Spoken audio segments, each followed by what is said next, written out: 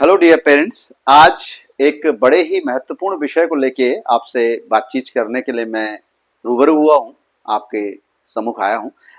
एक बड़ा महत्व का विषय होता है कि नेशनल लेवल पे एक बड़ी डिस्कशन का विषय भी होता है और कई बार इस पे तमाम तरह के विचार विमर्श अक्सर हुआ करते हैं कि क्या सीबीएसई बोर्ड और जो राज्य सरकार के बोर्ड हैं उससे चलने वाले स्कूलों के बीच में जो विद्यार्थी विभिन्न बोर्डों में अध्ययन करते हैं उनके बीच में क्या मूलभूत अंतर होता है। और कई बार एक मैसेज विद्यालय भी देने की कोशिश करते हैं कई स्तर पर कि जो सीबीएसई बोर्ड्स के स्कूल होते हैं उनसे पढ़ने वाले बच्चे भविष्य में होने वाली प्रतियोगिता परीक्षाओं में ज्यादा लाभान्वित होते हैं। तो क्या ये बात सही है? इस महत्वपूर्ण विषय पे आज मैं आपसे चर्चा करने के लिए रूबरू हुआ हूँ। तो सबसे पहली बात हम समझते हैं कि आखिर सीबीएसई और या जो किसी ऑल स्टेट्स के बोर्ड होते हैं जिसको हम लोग state board of school examination के नाम से जानते हैं,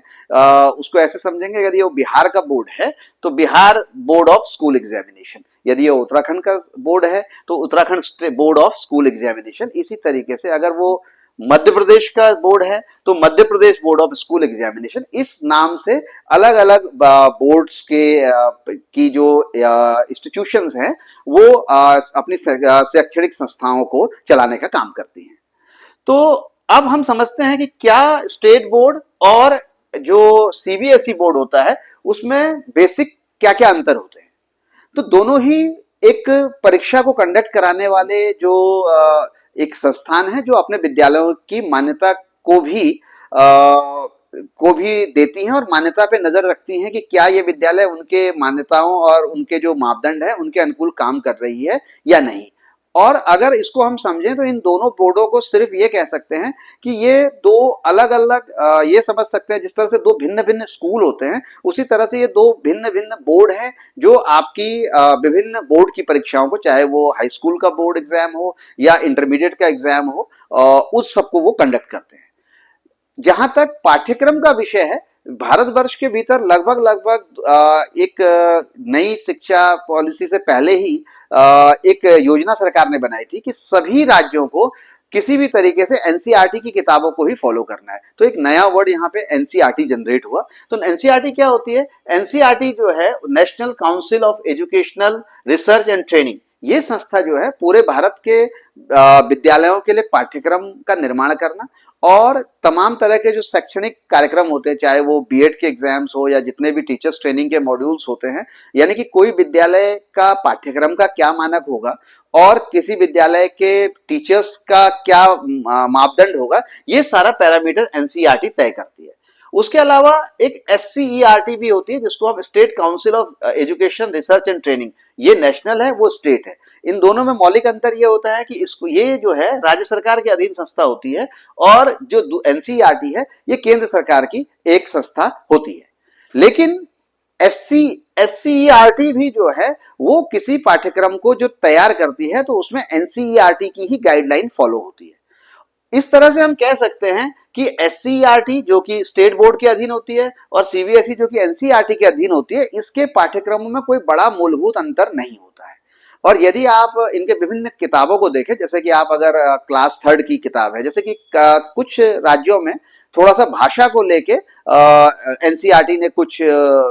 लिबर्टी राज्य सरकार को दी हुई है, क्योंकि भारत के अंदर विभिन्न राज्यों में विभिन्न प्रकार की भाषाई समस्याएं और विभिन्न प्रकार की भाषाओं का प्रयोग होता है। तो केवल भाषा के स्तर पे राज्य सरकार को कुछ छूट दी गई है कि वो चाहे तो भाषा के लिए अपनी पुस्तकें अलग से चला सकते हैं। लेकिन अन्य विषयों में, जैसे कि अगर मैं बात करूं मैथमेटिक्स की बात करूं, मैं ईवीएस की बात करूं जो कक्षा 3 से शुरू होती है, तो और या मैं ऊपर की क्लासेज में सोशल स्टडी की बात करूं या जो मौलिक अन्य विषय होते हैं, वो सभी किताबें बिल्कुल एक जैसी ही है। बस अंतर ये होता है कि जो एनसीईआरटी की बुक्स होती है जो सीबीएसई स्कूल्स में चलती है उसमें लिखा रहता है केंद्र सरकार के लिए प्रस्तावित किताबें, और जो किताबें राज्य सरकार के लिए चलती हैं उसमें लिखा हुआ होता है राज्य सरकार द्वारा प्रस्तावित किताबें। लेकिन ये किताबें जिसमें एनसीईआरटी या सीबीएसई के कंटेंट को ही हूबहू लिया जाता है, उसके लिए राज्य सरकार की पब्लिशिंग एजेंसी सीबीएसई को और एनसीईआरटी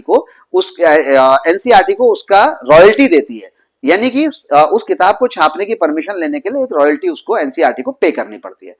और इससे ये होता है कि हूबहू वही लेसन्स हम राज्य सरकार की किताबों में भी पढ़ते हैं और हूबहू वही लेसन एनसीईआरटी की किताबों में भी पढ़ते हैं। लेकिन चूंकि आम पेरेंट्स को इसकी जानकारी, जो जनरली एक मैसेज ये कन्वे होता है कि एनसीईआरटी के स्कूल्स में पढ़ने वाला बच्चा, उसका बौद्धिक स्तर ज्यादा ऊंचा होता है। साथ ही साथ एक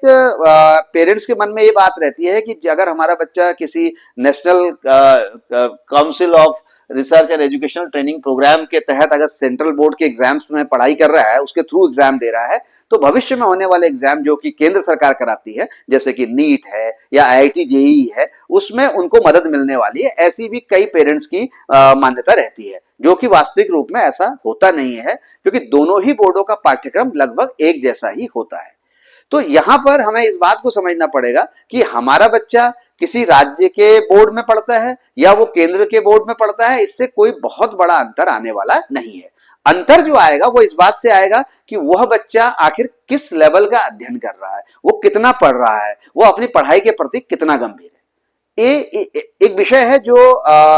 उसके पाठ्यक्रम के संदर्भ में और उसकी परीक्षा के महत्व के संदर्भ में। दूसरी जो एक और महत्वपूर्ण बात होती है जो हम सबको सोचनी चाहिए, वो यह होती है कि चूंकि सीबीएसई के एफिलिएटेड जो विद्यालय होते हैं, और सीबीएसई किसी राज्य विशेष में उसका कोई सेंटर नहीं होता है, वो जोनल वाइज उसका सेंटर होता है कि नॉर्थ जोन का सेंटर एक है, सदर्न जोन का एक सेंटर है, वहां से वो सारे अपने स्कूल्स की मॉनिटरिंग करते हैं। और चूंकि उसका क्षेत्र इतना बड़ा हो जाता है कि उसके लिए सभी विद्यालयों की प्रॉपर मॉनिटरिंग बहुत सरल नहीं होती है।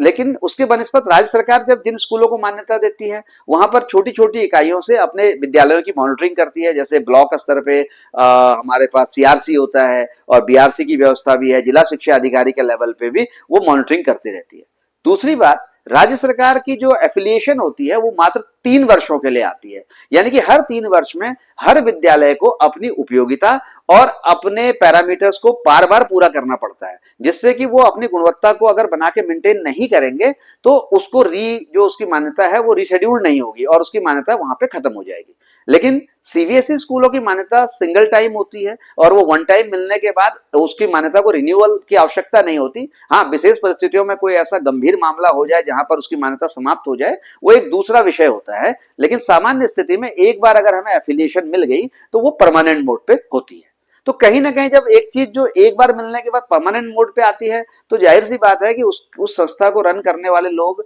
कहीं ना कहीं थोड़ा सा इस बात से स्वतंत्र हो जाते हैं कि अब कोई मॉनिटरिंग इकाई उन पर बहुत ज्यादा किसी प्रकार का मॉनिटरिंग करेगी, वो उस बात से भी मुक्त हो जाते हैं। लेकिन जो राज्य सरकार के एफिलिएटेड विद्यालय होते हैं, उन्हें हर 3 साल में अपने सारे मानकों को बार बार पूरा करना पड़ता है। हालांकि सीबीएसई की भी व्यवस्था है, बीच बीच में वो इंस्पेक्शन वगैरह की चीजें चलती हैं, लेकिन वो एक मतलब बहुत ज्यादा उसमें उतना फोर्सफुली चीजें इंप्लीमेंट नहीं होती, वो सिर्फ एक औपचारिकता जैसे ही रह जाती है। क्योंकि बहुत बड़ी यूनिट के रूप में जब हम किसी चीज की मॉनिटरिंग करते हैं और एक छोटी इकाई के रूप में किसी की मॉनिटरिंग करते हैं, तो दोनों में थोड़ा बहुत फर्क तो आ जाता है। उसके अलावा जहां तक प्रश्न है माध्यम का, क्योंकि वर्तमान समय में हर पेरेंट्स ये चाहता है कि उसके बच्चे की शिक्षा दीक्षा अंग्रेजी माध्यम में हो, तो इसके लिए राज्य सरकार ने भी ये व्यवस्था की हुई है और केंद्र सरकार ने भी ये व्यवस्था की हुई है कि एनसीईआरटी की व्यवस्था के तहत सीबीएसई स्कूलों में भी आप अपने माध्यम को हिंदी और इंग्लिश कर सकते हैं। जरूरत पड़ने पर आप केंद्रीय विद्यालयों में जो हमारा हिस्ट्री का सब्जेक्ट है, सिविक्स का सब्जेक्ट है, ज्योग्राफी का सब्जेक्ट है, उसको हम चाहे सामाजिक विषय को अगर हम चाहें तो हिंदी में भी उसका अध्ययन कर सकते हैं और इवन अन्य विषयों को भी हम हिंदी की भाषा के द्वारा पढ़ सकते हैं। और ऐसी ही एक पैरेलल व्यवस्था राज्य सरकार ने की हुई है। राज्य सरकार 2 तरह के विद्यालयों को मान्यता देती है, एक वह हिंदी माध्यम से मान्यता प्रदान करती है और दूसरा जो है वह अंग्रेजी माध्यम से मान्यता प्रदान करती है। तो जिन विद्यालयों ने अगर अंग्रेजी माध्यम से मान्यता प्राप्त की है और वो सीबीएसई या एनसीईआरटी का ही पाठ्यक्रम, ऑलमोस्ट सीबीएसई के अंदर जो बुक्स चलती है वो एनसीईआरटी द्वारा निर्धारित होती हैं और वही हूबहू किताबें जो है वो राज्य सरकार की पुस्तकें भी चलती हैं या राज्य सरकार भी उन्हीं किताबों को अपने विद्यालय के पाठ्यक्रम में शामिल करती है। और चूंकि भाषा यानी कि माध्यम अंग्रेजी है और वो किताबें भी हूबहू वही है, तो उससे बच्चे के पठन पाठन में कोई बड़ा मौलिक अंतर नहीं आएगा, ऐसा मैं मानता हूं और ये बहुत व्यवहारिक बात भी है। उसके बाद जो एक और इंपॉर्टेंट बात है वो ये है कि हम लोग इस चीज को कई बार ऐसे लेते हैं कि जैसे अगर मान लीजिए हमने 8th तक स्टेट बोर्ड में पढ़ा, तो हमको ये लगता है कि बाद में अगर हम 9th के बाद सीबीएसई बोर्ड में चले जाएंगे तो शायद हमारे बच्चों को कोई इम्पैक्ट आएगा। लेकिन चूंकि शुरू से वो भूमिका लगभग एक जैसी ही है, इसलिए उस लेवल पे जाके भी अगर आप अपने बोर्ड को बदलते तो भी कोई फर्क नहीं पड़ने वाला। यानी कि अगर कोई बच्चा सीबीएसई के माध्यम से पढ़ रहा है 8वीं तक और 9वीं में आके वो किसी स्टेट बोर्ड के स्कूल में दाखिला ले ले, या ये प्रोसेस रिवर्स हो जाए, यानी कि कोई बच्चा जो है वो राज्य सरकार के किसी बोर्ड वाले स्कूल में पढ़ रहा हो और वो सीबीएसई के स्कूल में जाना चाहे, तो उससे कोई बड़ा फर्क पड़ने वाला नहीं है। और एक जो महत्वपूर्ण बात थी, पहले यह हुआ करता था कि सीबीएसई के स्कूल्स में थोड़ा सा, क्योंकि मार्किंग की व्यवस्था बहुत अच्छी थी, वहां ऊंचे मार्क्स आते थे, बहुत ज्यादा मार्क्स आते थे बच्चों के, तो वो एक लालच बच्चों के मन में हुआ करता था, क्योंकि जो भारत के अंदर बड़ी यूनिवर्सिटीज हैं वहां पर पहले मार्क्स बेस्ड एडमिशन हुआ करते थे। लेकिन भारत सरकार ने 2022 में एक गाइडलाइन तय करी है और बड़ी यूनिवर्सिटी में दाखिले के लिए अब मार्क्स बेस्ड एडमिशन नहीं होते हैं, वहां दाखिले के लिए कॉमन यूनिवर्सिटी एग्जामिनेशन टेस्ट, जिसको CUET कहते हैं, और जो भी दाखिले होते हैं वो CUET के माध्यम से होते हैं। तो कहीं अब तो हालांकि राज्य सरकार के मूल्यांकन पद्धति में भी नंबर की कोई कमी होती नहीं है, भरपूर नंबर मिलते हैं। लेकिन अगर किसी कारणवश मैंने मान लिया जाए कि राज्य सरकार की किसी व्यवस्था में अगर किसी बच्चे को कम नंबर भी आए हैं, तो उसके ज्यादा नंबर या कम नंबर से उसका भला होने वाला नहीं है।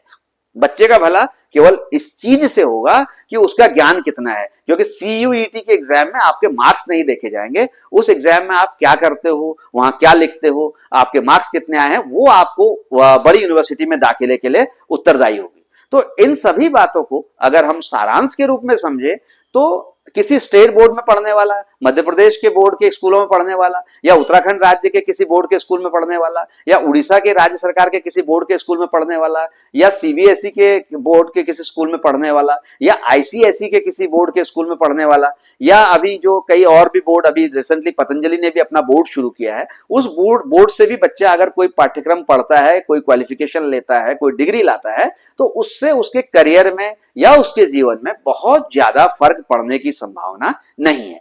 और मैं समझता हूं कि इन सभी बातों से आपका थोड़ा बहुत मार्गदर्शन मैं कर पाया हूंगा, और अगर मैं